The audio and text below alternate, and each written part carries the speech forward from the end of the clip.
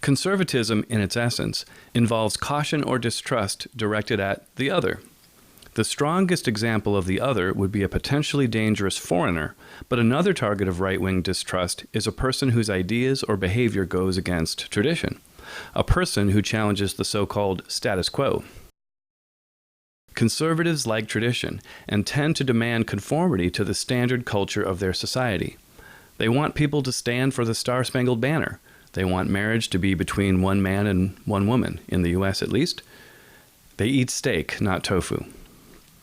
Conservatives' cautious orientation towards strange people, practices, and ideas predicts virtually every element of right-wing political thought. You can go line by line down any conservative party platform and link the ideas and policies to caution towards or mistrust of the other. You can do the same for left-wing thought, linking liberal ideas with openness towards or trust of the other. But let's start with the right. American conservatives often define themselves as supporting a small government and tend to complain about big government. One explanation for this is that conservatives interpret big government as an alien entity, an other invading their lives, coming to tax their income, or we might add, coming for their guns in a dangerous world, or in a nation filled with diverse and thus strange others. If we look closer, however, we find that the issue is less about government size or power, and more about how it uses that power. For example, conservatives seem to have little problem with big government, as long as its power is being projected against the other. This is why, for instance, American conservatives tend to support military spending and military action. They have generally supported the war on terror and also measures taken by the government to deport illegal aliens or prevent them from entering the country. Conservatives also support the use of police against internal enemies, like criminals and some types of nonconformists. They may favor laws against certain kinds of nonconformity, burning the flag, gay marriage, abortion.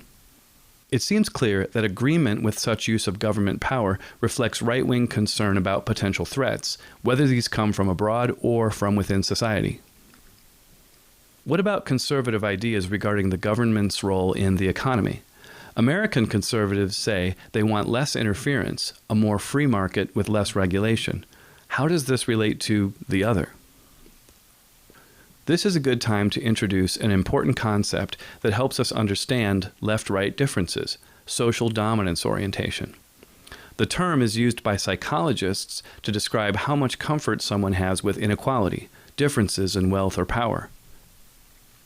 We could be talking about inequality within one's own group, your race, your country, your family, but we're especially talking about inequality between groups, your group versus another. Liberals have a lower social dominance orientation, conservatives have a higher one. Conservatives seem naturally aware that life is tough and competitive. They're more comfortable with the negative consequences of that competition.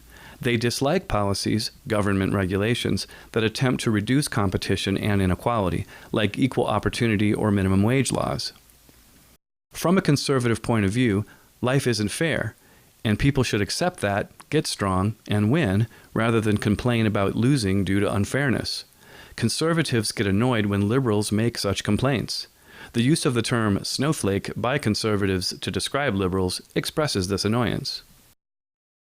What does social dominance orientation have to do with right-wing attitudes towards the other? Well, whether we're talking about war or competition in business, your competitor is not part of your group. So why would a conservative want the government to make things more fair for the enemy? The idea is to fight and win, not play nice. Let's expand this idea to explain why conservatives favor less entitlement spending by the government. That means free stuff for the poor, or sometimes for everyone. Social Security and Medicare are included. In the U.S., the poor may be able to get money, food stamps, Medicaid, housing subsidies, and other benefits. Why don't conservatives like this? In some cases, they may see recipients as some distant other, and they don't want their tax money used to help someone they don't know and trust. But a second reason is that conservatives tend to see people as ruled by their passions, and thus not necessarily trustworthy. In other words, conservatives note that everyone has weaknesses that can lead to bad behavior.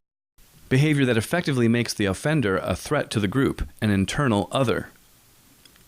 One of these bad behaviors is laziness, the deadly sin, sloth, and the right sees government handouts as encouraging it. Another example would be lust. So we see social conservatives favoring policies that control personal behaviors, like sex. From a right-wing perspective, people shouldn't be allowed to just do whatever they want. They shouldn't be sexual deviants just because it feels good. They shouldn't lay back and collect a welfare check for doing nothing. They shouldn't be allowed to sit around using mind-bending drugs.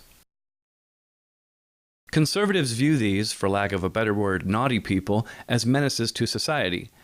They might like the government to punish them, but at the very least, they don't want them getting entitlements.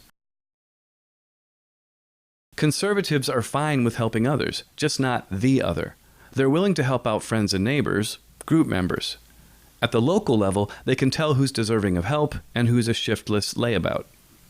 But when the government uses their hard-earned taxes to help some distant stranger, conservatives fear this other is taking advantage.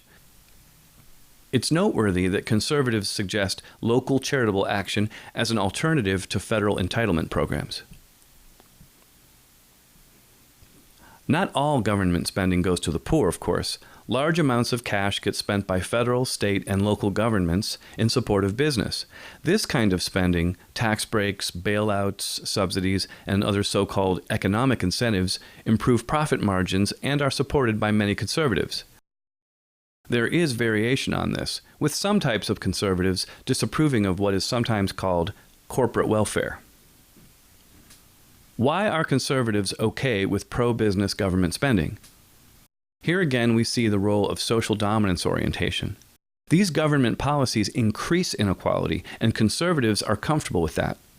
They may be, or imagine themselves to be, on the winning side, and see the losers as the other, faceless outsiders or lazy whiners. So again, it may not be big government per se, but what big government does that matters to conservatives.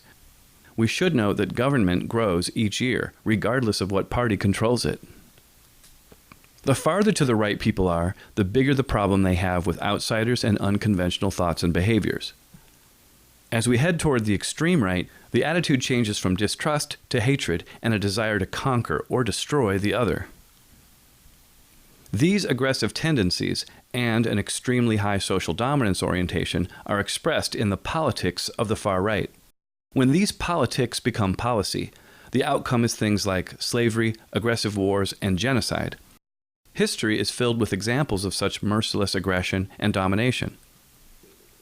This kind of action is justified by a number of far-right ideas. Racism not only emphasizes the otherness of a different race, it argues that your race is superior and that others are inferior, immoral, and potentially dangerous. Extreme nationalism does the same thing, except now the other is people from another country. Conservatives like a degree of conformity to tradition and want people to avoid deviant behavior. People on the ultra-right go far beyond this, favoring an authoritarian government that uses a police state to strip people of democracy and civil rights. Such governments may officially outlaw unconventional behavior and force citizens to strictly follow specific traditions. The far right is also associated with extremes of economic inequality. For example, during the rule of ultra-right-wing governments in Nazi Germany and Imperial Japan, we saw a widening of the gaps between the richest and poorest. State policies were set up to help the rich get richer and keep others from complaining. For example, labor unions were crushed. Let's get back to the question of why. Why do we have conservatives? If we accept that conservative tendencies are part of human nature and that our human traits are here for a reason, the right must serve some important purpose. What is it? First of all, group unity is important. People survive by cooperation, but to do that they need to stick together. Often that means conformity, obeying the rules of the group, following tradition, whether you agree or not. The new ways of strange people may be good, but old ways of living are tried and true. They're safe. Conservatives are, well, conservative. They like to stick with what works, and that helps keep society from taking too many risks. Secondly, the world we live in is unpredictable and frequently dangerous. We need the right because threats can come from outside or inside society. That foreign group might indeed be planning to invade. That weirdo trying to get everyone to try a new drug may be feeding your kids poisonous mushrooms. Conservatives keep problem people in check. We can be ruled by our passions, leading us to selfish or dangerous behavior, and we can be lazy. A society full of self-gratifying, unproductive people would be a problem, especially in the old days before the mechanized production of food. The right does not put up with that kind of nonsense. In a nutshell, sometimes the solution to a challenge is to circle the wagons and demand conformity, especially when we battle an enemy. This need for unity in times of crisis is old. Primitive groups tend to be pretty democratic. Members of the tribe are bound by tradition, but there's no formal authority to make people do anything, except in times of war. In those times, a war leader is chosen and followed without question. Survival demands it. This way of thinking strikes a chord in the conservative mind. It's why we often see them criticizing, say, protesters. In their minds, these rabble-rousers are threatening the harmony and stability of the group and need to get in line. Democracy and civil rights have to take a back seat to survival. What about the far right? Are they useful too? Well, they're not nice. They favor violent conquest and approve of oppression of the other. The thing is, if you win, starting a fight does benefit your group. Taking advantage of others is also quite profitable. It's not good for the conquered and the oppressed, but life on Earth has always involved the powerful thriving at the expense of the less powerful. If you live in a powerful country, you benefit because it uses its power to take advantage of weaker groups. We have the extreme right because, sometimes, aggression and unfairness pay off for someone.